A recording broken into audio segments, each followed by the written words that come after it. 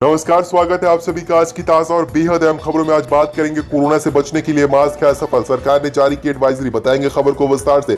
देश में banking system को लेकर सरकार करने वाली है बहुत बड़ा बदलाव। आगे बताएंगे क्या कुछ है जो बदलने वाला है। भारत चीन सीमा से क्या आ रहे हैं ताजा अपडेट, और साथ ही भारत के बाद अब इस देश ने चीन को दे दिया है बहुत बड़ा झटका। बताएंगे खबर को विस्तार से। नजर डालेंगे असम और बिहार के बाढ़ के कहर पर भी, और बताएंगे राज्य में ताजा हालातों के बारे में। इसके अलावा बात करेंगे आप सबके लिए कहां आ गए सरकारी नौकरी के शानदार ऑफर। बात करेंगे इन तमाम खबरों के बारे में विस्तार से। इसके अलावा वीडियो में आप सबके लिए और भी कई सारी महत्वपूर्ण खबरें और जानकारी होने वाली है, इसलिए आप सबसे रिक्वेस्ट है कि वीडियो को अंत तक जरूर देखिएगा ताकि आप सबसे कोई भी महत्वपूर्ण खबर जानकारी छूट न जाए। सबसे पहले आज की पहली महत्वपूर्ण खबर। सरकार ने जारी की एडवाइजरी, N95 मास्क का इस्तेमाल करने वाले सावधान हो जाए। कोरोना का प्रसार रोकने में असफल है यह मास्क, राज्यों को रोक लगाने पर निर्देश जारी। जी हां, अगर आप भी कोरोना के संक्रमण से बचने के लिए N95 मास्क का इस्तेमाल कर रहे हैं तो सावधान हो जाइए। सरकार के स्वास्थ्य सेवा महानिदेशक डॉक्टर राजीव गर्ग ने राज्यों और केंद्र शासित प्रदेशों को लेटर लिखकर उसके प्रयोग पर रोक लगाने को कहा है। सरकार के मुताबिक बल्ब लगे N95 मास्क वायरस को बाहर निकलने में मदद नहीं करता है। N95 मास्क का इस्तेमाल कोरोना संक्रमण को रोकने में पूरी तरह से नाकामयाब है। डीजीएचएस ने स्वास्थ्य मंत्रालय की वेबसाइट पर होममेड मास्क को सुरक्षात्मक कवर के उपयोग के बारे में सलाह दी है, और साथ ही कहा है कि कोरोना वायरस के प्रसार को रोकने के लिए उपयोग में लाए जाने वाले रेस्पिरेटरी N95 मास्क का उपयोग हानिकारक है, क्योंकि वायरस को मास्क से बाहर निकलने में नहीं रोक सकता है। अगली खबर पर ध्यान दीजिए। सरकार देश के बैंकिंग सिस्टम में बहुत बड़ा बदलाव करने वाली है। आने वाले समय में देश में केवल 5 सरकारी बैंक ही रह जाएंगे। पीएसयू बैंकों को प्राइवेट के रूप में बदलने की योजना कर रही है सरकार। जी हां, जिस तरह मोदी सरकार देश में छोटे सरकारी बैंकों को बड़े बैंकों में मिलाने का काम कर रही है, उसी तरह से अब बैंकों के प्राइवेटाइजेशन की भी योजना बनाई जा रही है। खबर है कि छोटे बड़े बैंकों का प्राइवेटाइजेशन कर आने वाले दिनों में केवल 5 बड़े सरकारी बैंक रखने की योजना है। सरकार आने वाले कुछ समय में कई सरकारी बैंकों को मिलाने की भी योजना कर रही है। जानकारी के मुताबिक सरकार पहली योजना के तहत bank of India, central bank of India, Indian overseas bank, UCO bank, bank of Maharashtra और पंजाब एंड सिंध बैंक का निजीकरण कर सकती है। अब आपको भारत चीन सीमा के ताजा हालातों के बारे में बता देते हैं। सहमति के बावजूद पीछे हटने को आनाकानी कर रहा है चीन। फिंगर 5 से फिंगर 8 तक अभी भी चीनी सैनिक काबिज। जी हां, सैन्य कमांडोज के बीच चौथे दौर की वार्ता के एक सप्ताह के बाद भी पैंगोंग लेक इलाके में भारत एवं चीनी सेनाओं के बीच टकराव की स्थिति बनी हुई है। चीनी सेना फिंगर 5 इलाके में डटी हुई है तथा पिछले 6 दिनों से उसके पीछे हटने के कोई संकेत नहीं मिल रहे हैं। सरकारी सूत्रों ने कहा है कि पैंगोंग इलाके में स्थिति पहले की तरह बनी हुई है। चीनी सेना फिंगर 4 के इलाके से पीछे हट चुकी है, लेकिन फिंगर 5 से लेकर फिंगर 8 तक का इलाका अभी भी उसके कब्जे में है। सैन्य कमांडोज की 14 जुलाई को हुई मैराथन बैठक में पैंगोंग इलाके के गतिरोध पर खास तौर पर चर्चा हुई थी। इसमें दोनों सेनाओं ने टकराव कम करने के पीछे हटने पर सहमति प्रकट की थी। हालांकि अब सहमति पैंगोंग इलाके में जमीन पर उतरती नजर नहीं आ रही है। भारत के बाद अब इस देश ने चीन को दे दिया है बड़ा झटका। जी हां, जापान की 57 कंपनियों ने चीन को दे दिया है बड़ा झटका। जी हां, जापान ने चीन में कारोबार कर रही 57 जापानी कंपनियों को वापस अपने देश बुलाने का फैसला किया है। जापान ने इस प्रक्रिया में होने वाले सारा खर्चा सरकार द्वारा ही उठाए जाने की तैयारी कर दी है।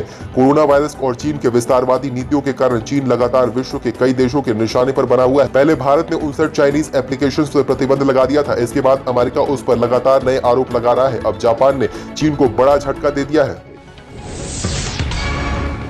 अगली खबर में बात देश में आर्मी जवानों को लेकर कर लेते हैं। सरकार ने आर्मी जवानों को लेकर एक बेहद ही बड़ा फैसला लिया है। कोविड-19 से मौत पर जवानों को मिलेगा कोरोना शहीद का दर्जा। भारत के वीर फंड से परिजनों को मिलेगा 15 लाख रुपए। जी हां, कोविड-19 के संक्रमण से मरने वाले सुरक्षा बलों के जवानों को कोरोना शहीद का दर्जा दिया जाएगा। इनके परिजनों को भारत के वीर फंड से 15 लाख रुपए का सहायता राशि भी उपलब्ध करवाई जाएगी। यह राशि विभागीय मदद के अतिरिक्त होगी। सुरक्षा बलों की ओर से भेजे गए प्रस्ताव की गृह मंत्रालय ने सैद्धांतिक मंजूरी मिलने के बाद यह प्रक्रिया शुरू कर दी गई है। इसी बीच आज सुबह एक बेहद ही दुखद खबर भी सामने आई है। मध्य प्रदेश के राज्यपाल लालजी टंडन का लखनऊ में हुआ निधन। लालजी टंडन के निधन पर राष्ट्रपति और पीएम नरेंद्र मोदी ने भी जताया शोक। यूपी में 3 दिनों तक होगा राजकीय शोक। जी हां, मध्य प्रदेश के राज्यपाल लालजी टंडन का 85 साल की उम्र में मंगलवार की सुबह 5:30 बजे निधन हो गया है। लालजी टंडन बीते 11 जून को सांस लेने में तकलीफ और बुखार के चलते लखनऊ के मेदांता अस्पताल में भर्ती करवाए गए थे। सोमवार की शाम को दोबारा तबीयत बिगड़ने पर उन्हें क्रिटिकल केयर वेंटिलेटर पर रखा गया था। बीच बीच में उनकी हालत में सुधार की सूचनाएं भी सामने आ रही थी, लेकिन मंगलवार की सुबह उनका निधन हो गया। लालजी टंडन के निधन की जानकारी उनके बेटे आशुतोष टंडन ने ट्वीट करके दिया है। असम और बिहार में बारिश और बाढ़ ने मचाई तबाही। अब आपको बता देते हैं असम और बिहार के ताजा हालातों के बारे में।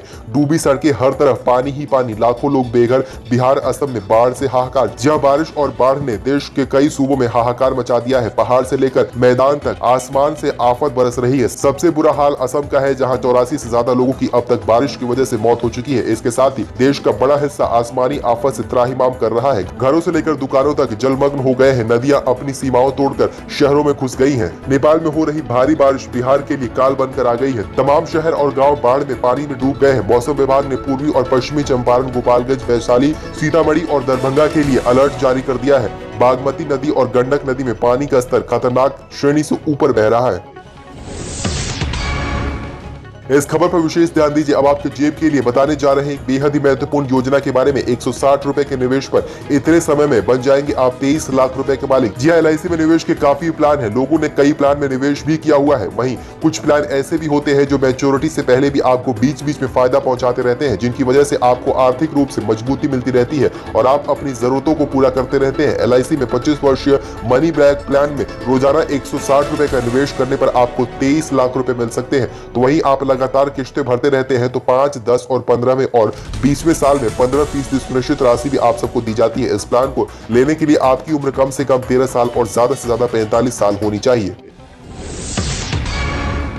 अब बात कर लेते हैं इस दौर में भी कहां आ गए हैं सरकारी नौकरियों के शानदार ऑफर। आर्मी रैली भर्ती 2020 जयपुर, सीकर और टोंक जिले में रैली भर्ती के लिए पंजीकरण की अंतिम तारीख 14 अगस्त 2020 दिया। जहां देश सेवा का जज्बा रखने वाले युवाओं के लिए अच्छी खबर है। भारतीय सेना ने रैली भर्ती के लिए आवेदन प्रक्रिया शुरू कर दी है। इच्छुक और योग्य उम्मीदवार नियत तिथि तक ऑनलाइन आवेदन कर सकते हैं। आवेदन प्रक्रिया 14 अगस्त 2020 तक जारी रहेगी। भर्ती संबंधित जानकारियां आप आधिकारिक वेबसाइट पर जाकर प्राप्त कर सकते हैं।